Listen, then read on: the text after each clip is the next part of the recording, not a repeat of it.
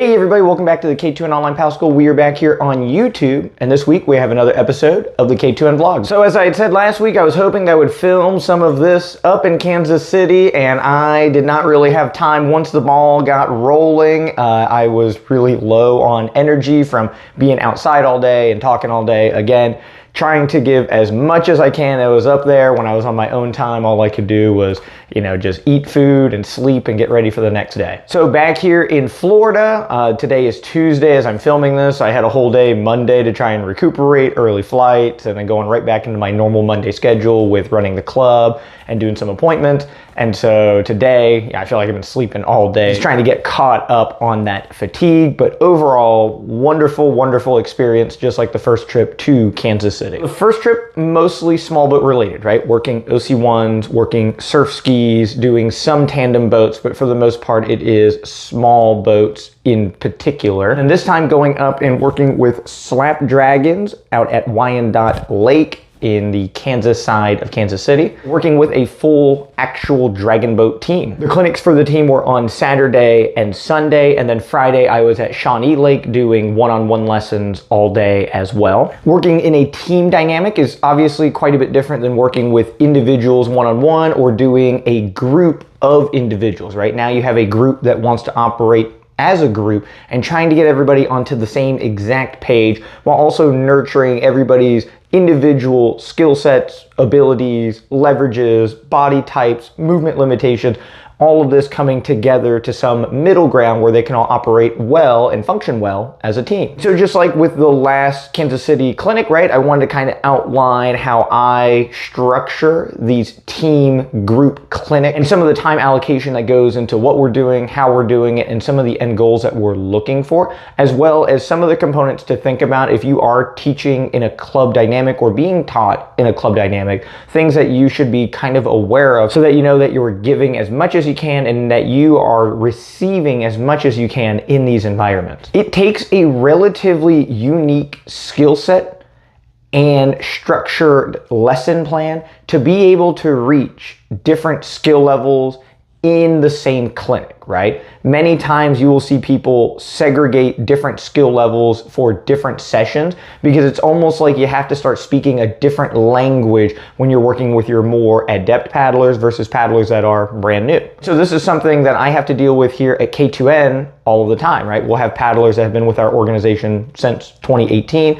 and then we'll have paddlers that will come right off the street and join club practice for the night. And so I have to be very tactical in what I'm saying and how I'm saying it to both reach the person that doesn't know what a dragon boat is versus somebody that has been in one and is very absorbed in the overall culture of racing. And it's always this balance, right? You're trying to find this harmony where if it's too extreme and too hardcore, you lose the brand new person. But if it is too casual and too recreational, you lose some of your core paddlers for your group, right? And so in Hernando, we don't have enough people to try and do two separate things. We have to morph it together and try to take as much as we can with the limited number of participants. And we don't have this ability and luxury to cherry pick. We have to take who we can and when we can, right? And so going up to Slap Dragons, this was again one of these unique situations where we have some participants where it's like, hey, this is my 5th time in a dragon boat ever. And then you have somebody in the same clinic that's like, hey, this is my 5th time paddling this week. And so a great analogy for that is if you're teaching a subject like English, right? How do you reach people that are about to write a novel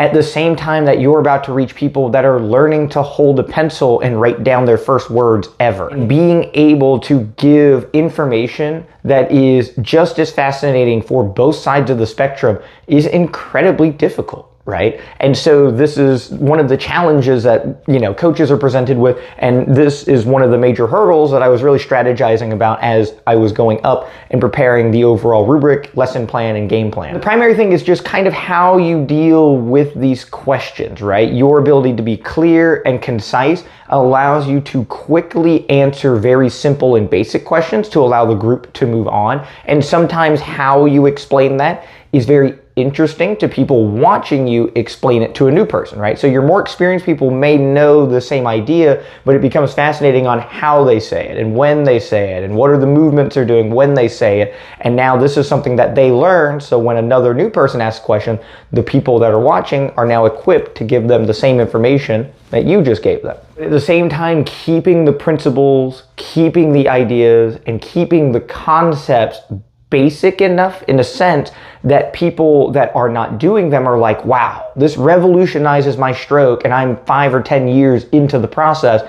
And it's also very simple and easy for somebody that is brand new to organically absorb and instantaneously do, right? There is a level of simplicity that we're looking for in the concepts that we're doing. Some of the hardest parts of this is understanding the why on the concept, but when you go out and actually apply it, it should be a very immediate aha, right? You take 2 strokes and it's instantaneously better than what you were previously doing. This is one of the biggest strong suits that I have as I'm teaching these clinics, is the amount of instant gratification is incredibly high, right? We spend time going over and understanding the concepts, doing little basic things on land so people get that idea. Then when you put them in the water and allow them to take that stroke and make that connection, it's instantly different. They instantly grab more water. They instantly feel the boat move faster. They instantly feel this engagement and connection that they previously did not have, right? And now you can continue to elaborate on these ideas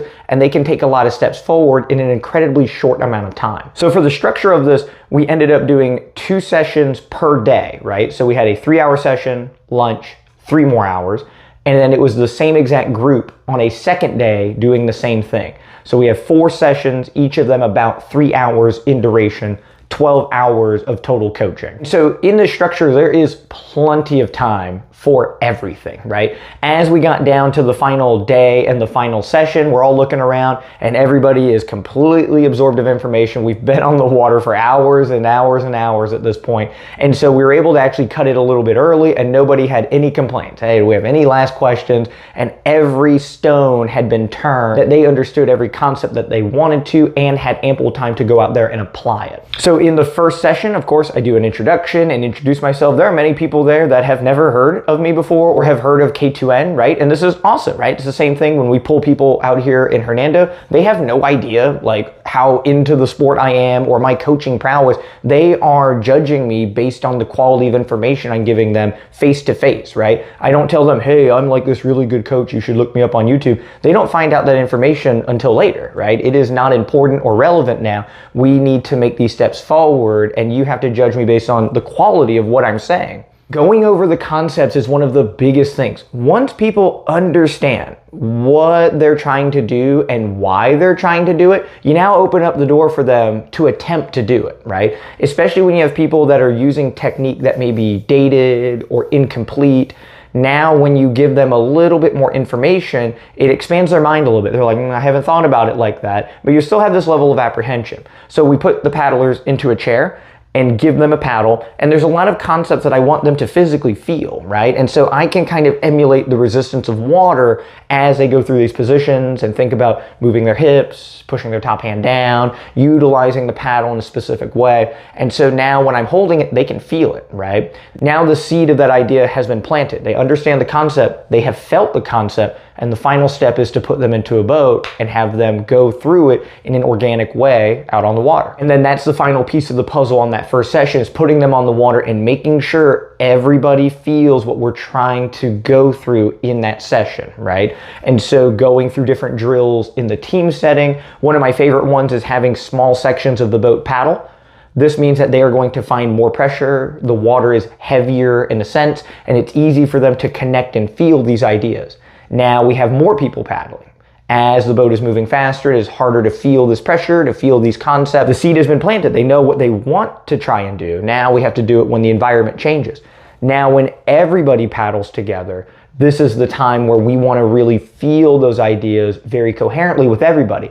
And when we do that, the boat moves in a very dynamic and special way, right? You can feel the pop that the boat creates when each individual paddler is doing something that they previously were not doing. So in that drill, it was really cool, right? We had some of the more experienced paddlers in the front and we had newer paddlers in the back. So we break the boat into two different groups. We have the front half and we have the back half, and they take 20 power strokes. Once the paddlers understand what they're looking for, they're now able to get more power. They're able to connect with the water more efficiently. The front half of the boat takes 20 power strokes.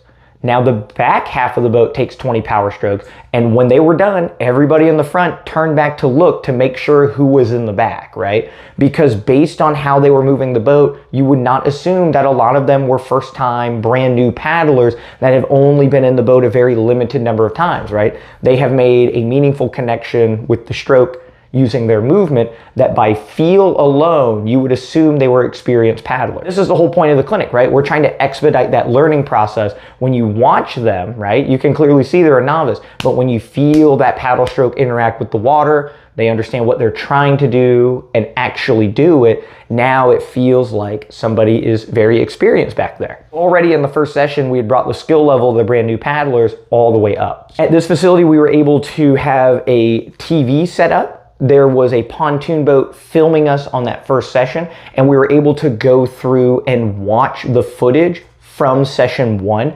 And now this is an opportunity to go through every individual seat and break down doing this, look at this, try to do this, hold your paddle like this, positive blade angle could be better if you did this. Now we're trying to engage more using the video review so they can individually see what they can do better. And in this phase, now we're trying to clean up some of the things like continuity, synchronization, right? We're trying to get everybody moving better together as we start fleshing these ideas out. When you learn new movement, you have to kind of focus on your individualism, right? But again, in a team dynamic, now we got to bring that individual ability and morph it a little bit to make sure we're all paddling together. So that second session was just trying to clean up everything. Then going into day 2, right? Now we're looking at using these ideas and trying to put them into a racing format. How do I start? What is race pacing? How do I coordinate a finish? How does this change for different distances?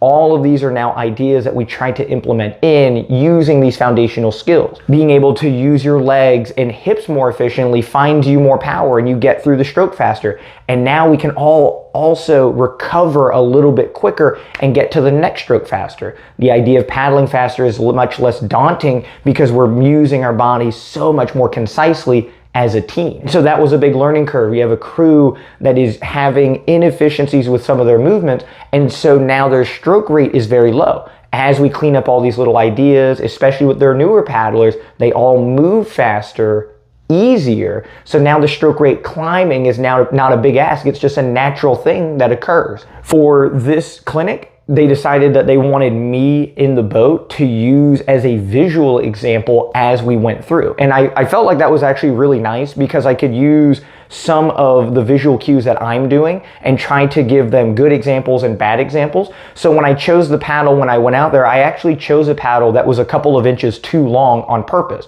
And so I had to either make a decision of having a clumsy exit because my tool was too long, or what I did gravitate to was my top hand would end up very high in comparison to what I wanted to do with the stroke, right? So we're talking about the hand being a specific height, but hey, when that guy got in the boat, his hand was higher. Why is that? Because my tool was too long and morphing me out of the ideal position that I wanted. Even despite that, it's a very small detail. So at a glance, it's like, wow, this looks great. But when we break it down, go frame by frame, I would like my hand here, so my blade does this, and then it would allow me to do this, and we're looking at all these ideas. I think one of the best visual examples of looking at paddling as a leverage sport was watching me. I'm not a big paddler, right? I am 5'6", and I don't know what that is in centimeters, but it's not very tall.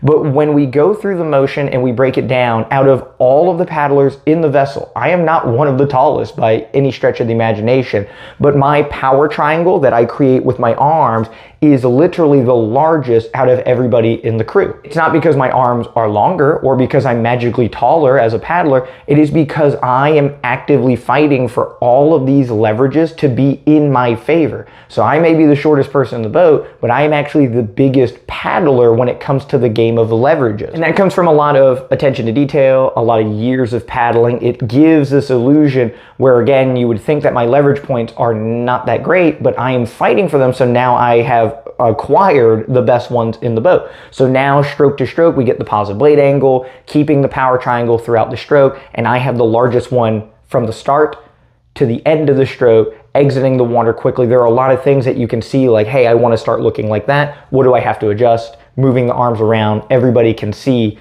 this is what you're doing, this is what we want to try to do, what are the differences between the two. So that was actually a nice resource to use back and forth with everybody. And then the final session is just going out there and just really driving the ideas home, right? Just making sure we're doing plenty of drills. This is the time to ask questions, constantly asking, do you guys have questions? Do you understand what I'm saying? And just making sure people feel very comfortable. This is the time to ask ideas and try to just get it out of your system. There's no dumb questions. This is the time so you can learn before I'm not a resource available anymore. And then it's great for the coaches, right? They get to watch all of this coaching, not just for them to get either new information or different perspective on information they already have, but to also watch the interactions with each person and see that if it works well in answering the question, you can see the light bulb go off over the person's head. These are the things that you're looking for. How did he say that? How did he phrase that to get that end result with the person? And it was a blast. Like, it was a lot of fun doing all of that. It's something, again, that we do here on the club basis a lot. So it's not something that's foreign or new to me, right? But working with new people, you never know how it's going to go. So I get a little nervous, you know, if there's like a little bit of resistance potentially, or if people are just incredibly hard learners, it kind of makes it tougher. And there are coaches out there that do not want the new paddlers because they don't want to get stuck in a situation where a question is asked and they can't answer it because it reduces their credibility, right? And I really enjoy the challenge, right, of getting these really difficult questions or having a weird perspective on them and being able to answer them. If your concepts can be unraveled by one novice question, it means that you don't have this airtight understanding of your movement patterns, and it's easier to protect something that's not totally refined by just making sure you don't have those people there that can poke holes in your logic too quickly. Standing on the front of the dragon boat was probably the coolest part of it. They don't have a chair on the front for me to sit on, so I was like, you know what, I'm half ninja, I can just stand on the front. And so they're all paddling and I'm just like towering over watching all of them. And so it was a cool perspective being able to just stand on the front of the boat for hours on end watching everybody paddling. I don't have a ton of footage of us paddling. I didn't get a ton of footage over at Shawnee, so I have some pictures and limited footage. It was a huge success. The next clinic is going to be up in Connecticut with Monowea. I'm going up on, I believe, June 4th or 5th, whatever that Thursday is. I'll be flying in, staying all the way through, lessons on Friday, clinic with the OC6 group on Saturday and Sunday. Sunday will be steering, Saturday will be the forward stroke, and we'll probably have to divide up the groups into smaller sessions because there's so many paddlers there. And so it's more similar to the dragon boat, having the team trying to be on the same page and getting those ideas of continuity from the front of the boat to the back of the boat. And so very excited, right? Small boats, dragon boat, now invited up to coach an OC6 team, right? We have almost the entire paradigm that is being completed here. And so it's great that these are the first 3 clinics, is knocking those all out. If you are interested in me coming up to do a clinic this year, please reach out. There's been a lot of people, a lot of interest. We haven't solidified dates with some of the people that have reached out. So if you want to sneak in there and try to get one in July, August, September, October, right? I have available dates and weekends, same structure. I'd love to come up and do something Friday, Saturday, and Sunday where it's lessons or clinics, however you want to structure it. But if you want that to happen, feel free to reach out anytime. My email is in the description. Thank you all so much for the support, the evolution of the online school, building up the credibility to be able to go out and do these things and to have these good experiences is awesome, right? It's a lot of fun for me, and ultimately it helps spread some of that skill set out around the country. Paddling technique shouldn't be a secret, right? It should be something that is easily accessible, right? Just bring in one dude, teach everybody, everybody's better, your community grows subsequently because of that process. Because everybody has the concept, new people come in, you are now more equipped to teach them, to get them up to speed, and your overall skill level rises with this information dump in your areas. Thank you all again for the support, and we will see you all next week for the next vlog episode.